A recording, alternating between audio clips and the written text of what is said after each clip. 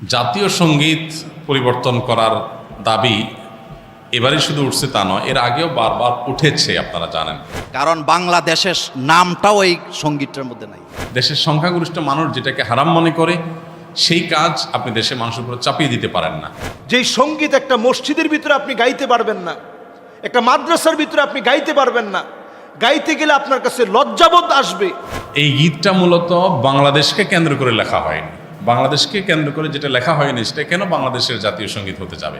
আপনি কি জানেন এই রবি ঠাকুর ব্রিটিশের পক্ষে কি ধরনের ভূমিকা নিয়েছিলেন? যে লোকটা বাঙালিকে অপমান করে কথা বলতে খুব খুশি হতো, কোনো মানুষের সামনে, কোনো মূর্তির সামনে, কোনো দেশের সামনে আমরা মাথা ঝুঁকাতে পারি না।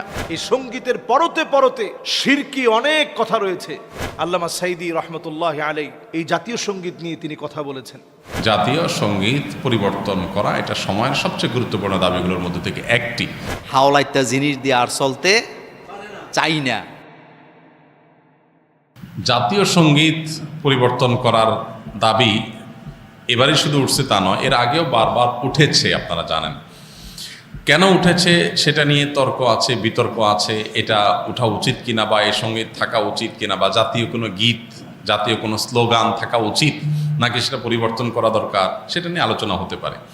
আমি সে আলোচনায় যাব, তার আগে একটু প্রাসঙ্গিক অন্য একটা বিষয় বলি। সেটা হলো যে দেশপ্রেমের নামে, দেশত্ববোধকতার নামে, দেশত্ববোধক কাজের নামে আপনি কোনো গীত, মিউজিক সংযুক্ত করে, বাদ্যযন্ত্র সংযোগে আপনি যদি কাউকে শুনতে বাধ্য করান, তাহলে সেটা তার স্বাধীনতার খর্ব করার শামিল, বিশেষ করে মুসলমানদের ক্ষেত্রে। কারণ ইসলাম যেহেতু বাদ্যযন্ত্র যোগে কোনো গান বাদ্যকে অ্যালাউ করে না, কোনো গানকে অ্যালাউ করে না, বিধায় আপনি দেশাত্মবোধক গানের নামে, দেশপ্রেমের নামে আপনি আমাকে যদি এটা চাপিয়ে দেন, তাহলে এটা হবে আমার অধিকার লঙ্ঘন করা, আমার অধিকার খর্ব করা। সোজা কথা, দেশের সংখ্যাগরিষ্ঠ মানুষ যেটাকে হারাম মনে করে সেই কাজ আপনি দেশের মানুষের উপর চাপিয়ে দিতে পারেন না। হ্যাঁ, দেশের একটা স্লোগান থাকলো, একটা গীত থাকলো, সেটার কথা মনা ভিতরে যদি আপত্তিকর কোনো কিছু না থাকে, সেটা ভিন্ন বিষয়, অবশ্যই সেটা গ্রহণযোগ্য হতে পারে। এবার আসা যাক এই গানটা নিয়ে, যে আমাদের যে জাতীয় সঙ্গীত আছে, আপনারা জানেন যে রবীন্দ্রনাথের লেখা এই গানটি বাংলাদেশের জন্মেরও আরও বহু আগে তিনি লিখেছেন। তো এই গীতটা মূলত বাংলাদেশকে কেন্দ্র করে লেখা হয়নি। বাংলাদেশকে কেন্দ্র করে যেটা লেখা হয়নি সেটা কেন বাংলাদেশের জাতীয় সঙ্গীত হতে যাবে, এটা একটি বিষয়। আরেকটা বিষয় হলো, যেই গীতের মধ্যে কোথাও বাংলাদেশ শব্দটাই নেই, সে গীত কিভাবে এদেশের জাতীয় সঙ্গীত হতে পারে? বিধায় আমি তো মনে করি যে এই দাবিটা অযৌক্তিক না, যে আমাদের জাতীয় সঙ্গীত পরিবর্তন করা এটা সময়ের সবচেয়ে গুরুত্বপূর্ণ দাবিগুলোর মধ্যে থেকে একটি। আরেকটা এখানে বিষয় হলো যে আপনারা জানেন যে হিন্দু ধর্মাবলম্বীরা তারা পূজনীয় বা দেবতা তুল্য এরকম কিছু মানুষ বা কোনো ব্যক্তি বা বস্তু থাকে, তাদেরকে তাদের দৃষ্টিতে তারা সেগুলোকে মা বলে সম্বোধন করে। ইসলাম আমাদেরকে এরকম কোনো ধারণা দেয় না। মাতৃভূমির প্রতি ভালোবাসা এটা একটা স্বকীয় বিষয়, এটার জন্য মুসলমান হওয়া প্রয়োজন নাই, এটার জন্য মানুষ হওয়া যথেষ্ট। শুধু মানুষ কেন, অন্যান্য প্রাণীর মধ্যেও কি আছে, নিজের ভূমির প্রতি নিজের টান আছে। একটা কুকুর, একটা বিড়াল, একটা প্রাণীও দেখবেন যে সে যে ভূমিতে থাকে, বসবাস করে, বা যে ভূমিতে তার জন্ম বেড়ে ওঠা, সেটার প্রতি তার সহজাত একটা টান আছে। সেখানে মানুষের মধ্যে তো অবশ্যই আছে।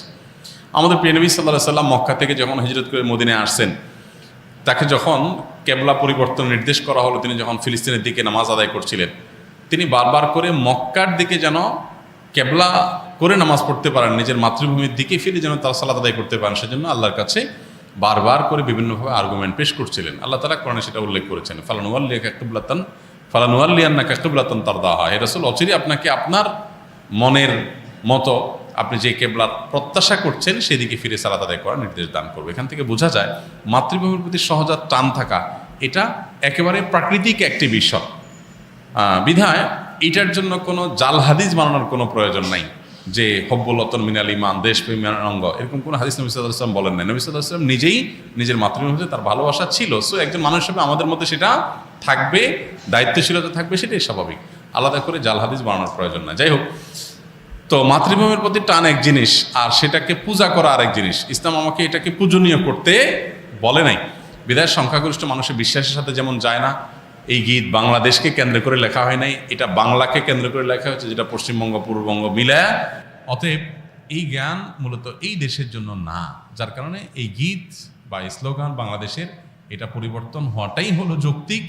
এটাকে যারা মনে করেন অপরিবর্তনীয় বা পরিবর্তনের দাবি তুললেই যারা মনে করেন যে বোধহয় সব গেল, তারা কি এটাকে কোরআন হাদিস মনে করেন নাকি যে কোরআন হাদিস এটা পরিবর্তন করা যায় না, এটা তো পরিবর্তনযোগ্য, অতএব এটা পরিবর্তন করার দাবিটা আমি ব্যক্তিগতভাবে মনে করি যে অযৌক্তিক নয়।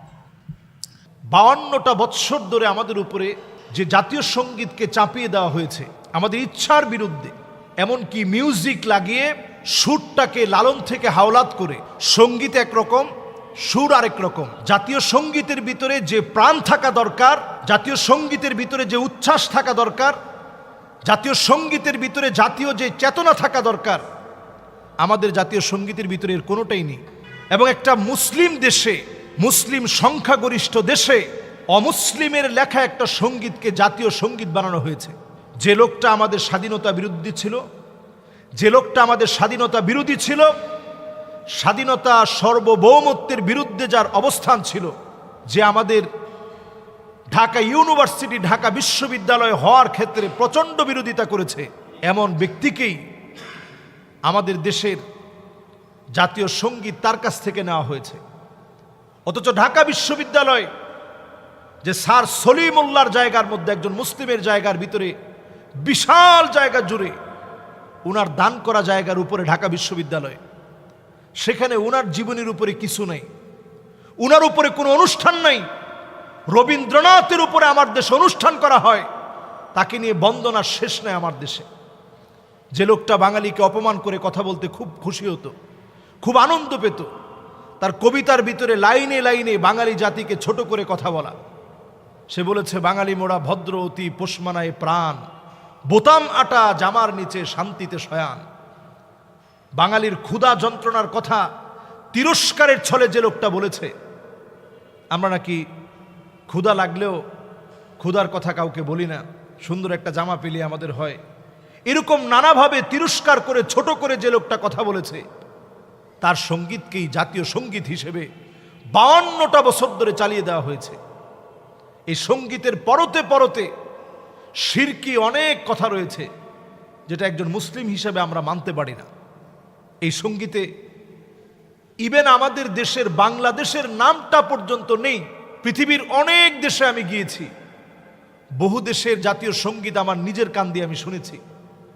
আমাদের আল আজহার বিশ্ববিদ্যালয়ে নাদিল ওয়াফিদিন, বিভিন্ন দেশের কালচারের উপর একটা প্রোগ্রাম করা হতো, এবং সেখানে প্রত্যেক দেশের জাতীয় সঙ্গীত সেখানে গাইতে বলা হতো। তো আমরা খুব অবাক হতাম, এমন কোনো দেশের জাতীয় সঙ্গীত আমরা শুনি নাই যেই দেশের জাতীয় সঙ্গীতের ভিতরে তার দেশের নামকে রিপ্রেজেন্ট করা হয় নাই।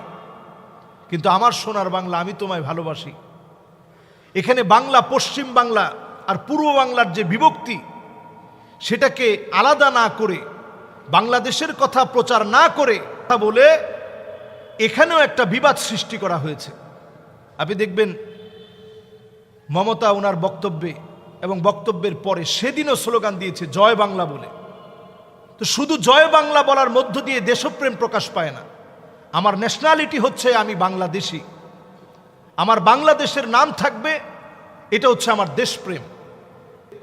এই দেশপ্রেমে যারা জাগ্রত, প্রত্যেকটা লোকই এখন নানাভাবে এই জাতীয় সঙ্গীত নিয়ে কথা বলছে।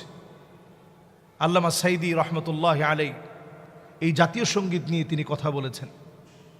শাইখুল হাদিস আল্লামা আজিজুল হক রহমতুল্লাহ আলাই আমাদের এই জাতীয় সঙ্গীত নিয়ে কথা বলে গেছেন। মুফতি আমিনী রহমতুল্লাহ আলাই, ওনাকে প্রশ্ন করা হয়েছে জাতীয় সঙ্গীত আপনারা কেন বিরোধিতা করেন? তিনি বলেছেন, এই সঙ্গীত আমাদের মসজিদে চলে না। যেই সঙ্গীত একটা মসজিদের ভিতরে আপনি গাইতে পারবেন না, একটা মাদ্রাসার ভিতরে আপনি গাইতে পারবেন না, গাইতে গেলে আপনার কাছে লজ্জাবোধ আসবে, আপনি লজ্জিত হবেন, ওটা একটা জাতির জাতীয় সঙ্গীত হয় কেমনে? একটা জাতির জাতীয় সঙ্গীতের মধ্যে আপনি তাকায় দেখেন, আমাদের বীরশ্রেষ্ঠ একজনেরও নাম নাই, ভাষা শহীদ একজনেরও নাম নাই। আমাদের জাতীয় সঙ্গীতের ভিতরে আপনি তাকায় দেখেন, এই সঙ্গীতের ভিতরে আমাদের দেশের স্বাধীনতার কোনো কথা নেই। আমাদের দেশের এই যে সম্প্রীতি, ভালোবাসা, হিন্দু, মুসলিম, খ্রিস্টান, বৌদ্ধ সবাই আমরা একত্রে চলি, এই ভালোবাসা সম্প্রীতির কোনো কথা নেই। শিরকি কথায় ভরপুর এই সঙ্গীত। এই সঙ্গীত 52টা বছর ধরে আমাদের উপরে চাপিয়ে দেওয়া হয়েছে। এখন আওয়াজ উঠেছে এই জাতীয় সঙ্গীতকে কিভাবে এখন সংস্কার করা যায়। আমরা এখন দায়িত্ব দিতে চাই আমাদের ছাত্রদেরকে এবং সুশীল সমাজকে। আপনারা নির্বাচন করেন, এখন সময় দিয়ে দেন। সারা মহল থেকে যেভাবে করে আমাদের দেওয়ালে দেওয়ালে আলপনা এঁকেছে, রং তুলিতে আমার শহরকে সাজিয়েছে, ক্যালিগ্রাফি করে যেভাবে ইসলামকে হাইলাইটস করা হয়েছে, ঠিক একইভাবে আমার জাতীয় সঙ্গীত পুরো জাতি নির্ধারণ করে দিবে। সারা জাতি থেকে বিজ্ঞ বিজ্ঞ ব্যক্তিবর্গ, পতিত যশা ব্যক্তিবর্গ, শিক্ষিত সমাজ, তারা এই জাতির জাতীয় সঙ্গীত তারা নির্ধারণ করে দিবে। যেখানে কোনো মিউজিক থাকবে না, যেই জাতীয় সঙ্গীত মাদ্রাসার ছেলেরা অবলীলায় তারা গাইতে থাকবে, কোনো সমস্যা নেই। কিন্তু আমার জাতীয় সঙ্গীতের মধ্যে মিউজিক দেওয়া হয়, যে মিউজিকটা টোটালি হারাম। আমরা এখন এই সুন্দর সময়ে এই সুন্দর দাবি এনেছি, সবাই এই দাবি করছে। আল্লাহ যেন এই দাবিটা খুব সহসাই সুন্দর একটা পরিবর্তনের মধ্য দিয়ে 52 বছরের চাপানো আমাদের জাতীয় সঙ্গীত যেটা হতে পারে না, এমন জাতীয় সঙ্গীতের হাত থেকে আমরা যেন মুক্তি পাই এবং নতুন একটা জাতীয় সঙ্গীত যেটা অনুপ্রেরণার জাতীয় সঙ্গীত হবে এবং নতুন স্বাধীনতার জাতীয় সঙ্গীত হবে। ছাত্রদের কথা থাকবে, বীরশ্রেষ্ঠদের কথা থাকবে, আমাদের শহীদ আবু সাঈদের কথা থাকবে, আমাদের মুগ্ধর কথা থাকবে। এমন একটা জাতীয় সঙ্গীত আমরা এখন চাই। তো জাতীয় সঙ্গীত বাংলাদেশে পরিবর্তনের কথা আসতেছে কেন? 1905 সালে যখন জাতীয় সঙ্গীত লেখা হয় তখন তো বাংলাদেশের জন্ম হয় নাই।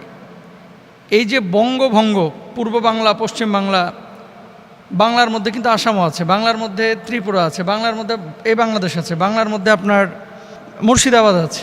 তো ভারতের কিছু অঞ্চল, বাংলাদেশের কিছু অঞ্চল তখন তো একসাথে ছিল। তো 1905 সালে এই মূলত আপনার জাতীয় সঙ্গীত লেখা হয়েছিল। এখন জাতীয় সঙ্গীত যিনি সুর করেছিলেন তার ব্যাপারে বলা হয় বাউল গায়ক গগন হরকার। এই গগন হরকারার গান হচ্ছে আমি কোথায় পাবো তারে থেকেই এই গানের সুর ও সঙ্গীত উদ্ভূত। আপনাদেরকে যে বিষয়টি বলতে যাচ্ছি, জাতীয় সঙ্গীতে আসলে আমাদের বাংলাদেশে যেটি প্রচলিত, আমার সোনার বাংলা আমি তোমায় ভালোবাসি, এখানে সমস্যাটা কোথায়? দেখেন, আলেম ওলামারা পরিবর্তন করার দায়িত্ব হচ্ছে নীতি নির্ধারকদের। আলেম ওলামারা কোনো জায়গায় যদি অসংলগ্ন কোনো কিছু দেখে তাহলে সেটাকে ধরিয়ে দেয়, কারেকশন করে দেয়। চিরদিন তোমার আকাশ তোমার বাতাস আমার প্রাণে বাজায় বাঁশি, এখানে জাতীয় সঙ্গীতের একটা লাইন এরকম যে চিরদিন তোমার আকাশ তোমার বাতাস আমার প্রাণে বাজায় বাঁশি। তোমার আকাশ তোমার বাতাস, তো এটা তোমার আকাশ দিয়ে মিন যদি করা হয় যে দেশের আকাশের মালিক আপনার সেই দেশ আকাশের মালিক, তাহলে এটা তো আসলে শরিয়ার সাথে সংঘর্ষ বেঁধে যায়। 2 নম্বর হচ্ছে ওমা ফাগুনে তোর আমের বনে ঘ্রাণে পাগল করে। আমের বনে ঘ্রাণে পাগল করে কোনো সমস্যা নেই, কিন্তু ও মা, মা বলে সম্বোধন করা। হিন্দুরা অনেক সময় বিভিন্ন পূজা করে, এই পূজার মধ্যে মূর্তিগুলোকে অনেককেই মা বলে সম্বোধন করে, এই জায়গাটা একটু সমস্যা আছে। মা তোর মুখের বাণী আমার কানে লাগে সুধার মতো, মরি হায় হায় রে, এই যে এখানে মা বলে সম্বোধন করা হয়েছে। সবচেয়ে বড় যে সমস্যাটা, যদি এগুলোকে আপনি বলেন যে না, পংক্তির মধ্যে মা বলে কোনো মূর্তিকে ইন্ডিকেট করা হয় নাই, তাহলে শেষে যে অংশটা আছে যে ও মা তোর চরণেতে দিলাম এই মাথা পেতে, দেগো তোর পায়ের ধুলা সে যে আমার মাথার মালিক, ও মা গরিবের ধন যা আছে তাই দিব চরণতলে। দেখেন, চরণতলে, মায়ের চরণতলে, ও মা তোর চরণেতে দিলাম এই মাথা পেতে। তো মায়ের চরণতলে মাথা পেতে দেয় কারা? মুসলমানরা। মুসলমান তো মাথা পাতে শুধুমাত্র একমাত্র আল্লাহ সুবহানাহু ওয়া তাআলার সামনে, তাই না?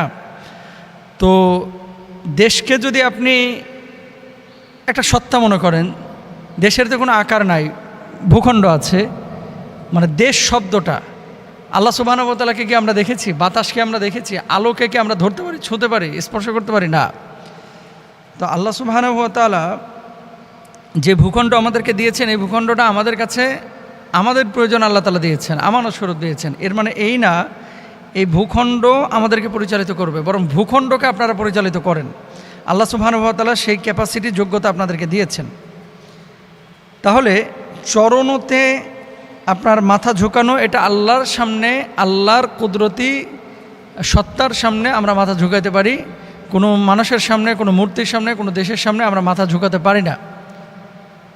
মানে মাথা ঝুঁকানোটা হবে একমাত্র আল্লাহ সুবহানাহু ওয়া তাআলার জন্য। ওমা গরিবের ধন যা আছে তাই দিব চরণতলে, মরি হায় হায় রে। গরিবের ধন যা আছে, মানে আমার ধন যা আছে সব তোমার চরণতলে আমি দিয়ে দেবো। দেখেন, দেশের প্রতি ভালোবাসা, মমত্ববোধ, এটা প্রত্যেকটা মানুষের থাকা জরুরি। এটা আপনারও জরুরি, আমারও জরুরি, এখানে কোনো সন্দেহ নেই। এখন এই যে এই সমস্ত সমস্যার কারণে যে এই বাংলাদেশকে কেন্দ্র করে কিন্তু এই জাতীয় সঙ্গীত লেখা হয় নাই, লেখা হয়েছে বাংলাদেশের জন্মের অনেক আগে, পরবর্তীতে প্রচলিত হয়ে এখনও চলমান আছে। পৃথিবীর যে সমস্ত দেশ জাতীয় সঙ্গীত পরিবর্তন করেছিলেন এর মধ্যে উল্লেখযোগ্য আমরা পাই অস্ট্রেলিয়া। 2021 সালে 1 জানুয়ারি থেকে অস্ট্রেলিয়ার জাতীয় সঙ্গীত পরিবর্তন করা হয়। প্রধানমন্ত্রী স্কট মরিসন ঘোষণা করেন এই পরিবর্তনের। কি ছিল ওখানে? ইয়াং অ্যান্ড ফ্রি হিসাবে অভিহিত করার সুযোগ নেই, আদিবাসীদের সুদীর্ঘ ইতিহাস ঐতিহ্যের প্রতিফলন ঘটনার অংশ হিসাবে এই সিদ্ধান্ত নেওয়া হয়, জাতীয় সঙ্গীত পরিবর্তন করা হয়। দেখেন, বাঙালি জাতিকে কেন্দ্র করে যদি আপনি জাতীয় সঙ্গীত শুধু বলে থাকেন তাহলে বাংলাদেশের যে অন্য অন্য জাতিরা তারা কিন্তু মাহরুম হবে। এটা একটা বিষয়। 2 নম্বর বিষয়, জার্মানি জাতীয় সঙ্গীতে আরও বেশ কিছু লিঙ্গ সমতা আনার জন্য, যেমন আগে জাতীয় সঙ্গীতে শুধুমাত্র পুরুষের কথা ছিল, এখন সেখানে নারীদের কথাও ঢোকানো হয়েছে, কারণ নারী এবং পুরুষ দুইটা সত্তা, এখানে অধিকারের জন্য তারা করেছে। সঙ্গীতের একটা জায়গায় ছিল ফাদারল্যান্ড, মানে পিতৃভূমি, সেখানে হাইমাট অর্থাৎ জন্মভূমি লেখার প্রস্তাব দিয়েছেন তিনি। আর চ্যান্সেলর অ্যাঙ্গেলা মার্কেল সহ অনেকে জাতীয় সঙ্গীত পরিবর্তন করার কথা ভাবছেন না। অস্ট্রিয়া লিঙ্গ সমতা আনার জন্য অস্ট্রিয়ার জাতীয় সঙ্গীত ছেলেরা এর জায়গায় মেয়েরা লেখা হয়েছে, এটি 2012 সালে করা হয়েছে। কানাডা, উত্তর আমেরিকার এই দেশটি সম্প্রতি তাদের জাতীয় সঙ্গীতকে আরও লিঙ্গ নিরপেক্ষ করেছে। সঙ্গীতের 2য় লাইনে তোমার সব ছেলেরা এই জায়গায় লিখেছে আমরা সবাই। এরপরে দেখেন, নেপাল চেঞ্জ করেছে, আফগানিস্তান চেঞ্জ করেছে, রুয়ান্ডা, আফ্রিকার এই দেশটিতে 1994 সালে 100 দিনের মতো ওই দেশে 5 থেকে 10 লাখ মানুষকে হত্যা করা হয়েছিল। গণহত্যা পরবর্তী রুয়ান্ডার ভাবমূর্তি গড়ে তুলতে দেশটি 2001 সালে একটি নতুন জাতীয় সঙ্গীত চালু করে। তো দক্ষিণ আফ্রিকাও এটা করেছে, পরিবর্তন করেছে। পৃথিবীর বিভিন্ন দেশ কিন্তু নানানভাবে এই পরিবর্তনটা করেছে জাতীয় সঙ্গীতের।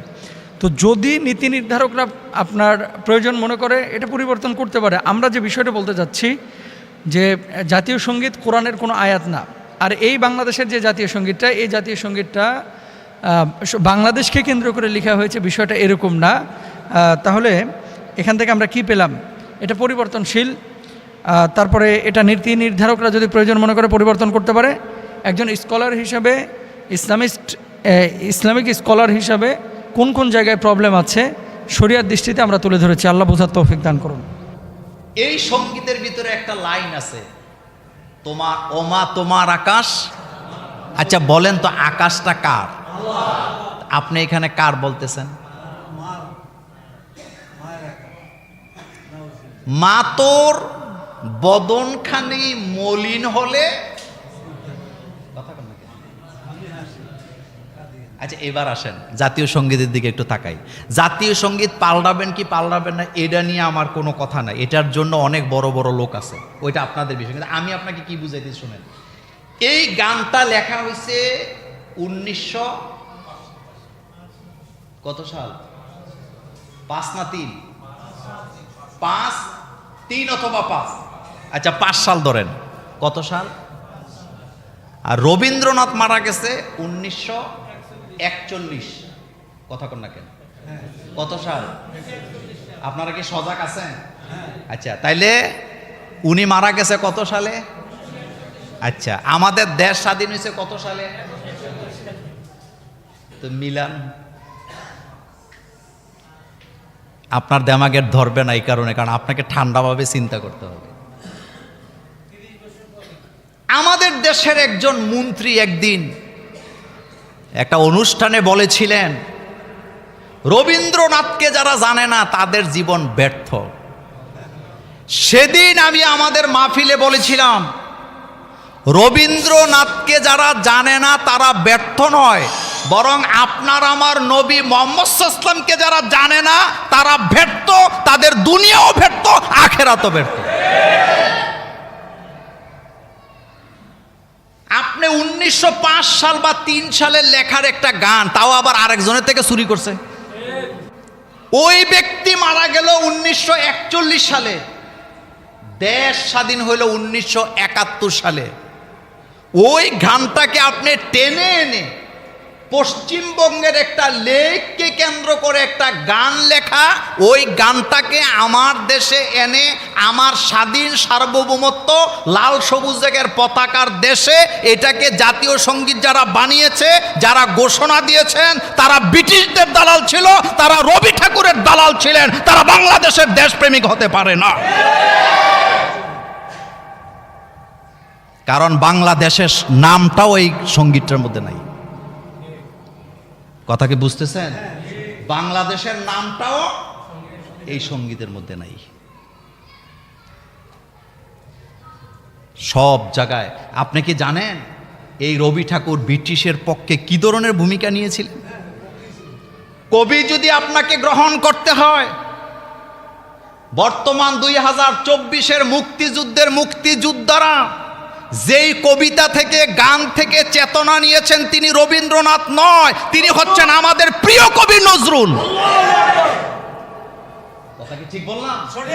তিনি হচ্ছেন আমাদের প্রিয় কবি নজরুল। তাদের গান আমাদেরকে এখনো কি যোগায়? প্রেরণা যোগায়। আমরা ডিগ্রিতে তার কবিতা, আপনি চিন্তা করেন, তাকে বলা হয় 8 পাস, কিন্তু আশ্চর্যের ব্যাপার 8 পাস হোক, তার লেখা কবিতা ডিগ্রিতে পড়ায়, তাও ডক্টরেট করা লোকেরা ব্যাখ্যা দিতে যায় বলে পুরোপুরি ব্যাখ্যা করা আমার দ্বারা সম্ভব না। কি বুঝলেন? কি বুঝলেন? আমার আপনার নবীকে নিয়ে কবি নজরুল 1200-র উপরে সঙ্গীত লিখেছে। কত? 1200। এই লোকটাই বলেছিলেন, মসজিদেরই পাশে আমার কবর দিও ভাই। মরার পরে কিচ্ছু শুনবেন না, এটা ঠিক আছে, কিন্তু তার লেখাটার মধ্যে কি আছে? আবেগ আছে। আল্লাহ কিন্তু তার দোয়া কবুল করছে। তার কবর কিসের পাশে? মসজিদের পাশে। মসজিদেরই পাশে আমার। আচ্ছা, আপনি দেখেন তো তার কবিতা আপনি কিভাবে ব্যাখ্যা করবেন? থাকবো না কো বদ্ধ গড়ে, দেখবো এবার জগৎটাকে কেমন করে ঘুরছে মানুষ যুগান্তরের ঘূর্ণি পাকে, দেশ হতে দেশ দেশান্তরে। আচ্ছা, এখানে একটা কবিতার লাইন আছে না, বিশ্বজগৎ দেখবো আমি আপন হাতের। কথা কর না কেন? আপন হাতের। তখনকার গাঁজাখুরেরা বলতো যে বিশ্বজগৎ আবার হাতের মুঠায় হয় কেমনে? এখন আপনাদেরকে জিজ্ঞেস করি, বিশ্ব জগৎ এখন আপনার হাতে আছে না নাই? কি বুঝলেন? কি বুঝলেন আপনি? সে মোবাইলের নামও জানে না। সে যখন এই কবিতা লেখছে মোবাইলের জন্মও কি, কিন্তু তিনি বলে গেছে বিশ্ব জগৎ দেখবো আমি আপন হাতের মুঠোয় পড়ে। আচ্ছা, কি চিন্তা করা যায়? কবি, আমার যদ্দূর মনে পড়ে, কবি নজরুলের প্রথম কবিতা আমি পড়েছি, আমি হব। বলে না কেন? সবার আগে। এটা একটা হাদিস, এটা তিরমিজির হাদিসের একটা অর্থ। এটা আমি হব সকাল বেলার পাখি, সবার আগে কুসুম বাগে। চিন্তা করছেন কবি? যাই হোক, আমার কথা লম্বা হয়ে যায়। সুতরাং চিন্তা করার সময় কি এসছে? চিন্তা করার সময় আসছে। হাওলাইত্যা জিনিস দিয়ে আর চলতে চাই না, চলতে চাই না। কারণ আমার আছে অসংখ্য কবি, আমার আছে অসংখ্য মেধা। আছে না নাই? আল্লাহ পাক যেন এই জাতিকে কবুল করেন, আমরা বলি আমিন।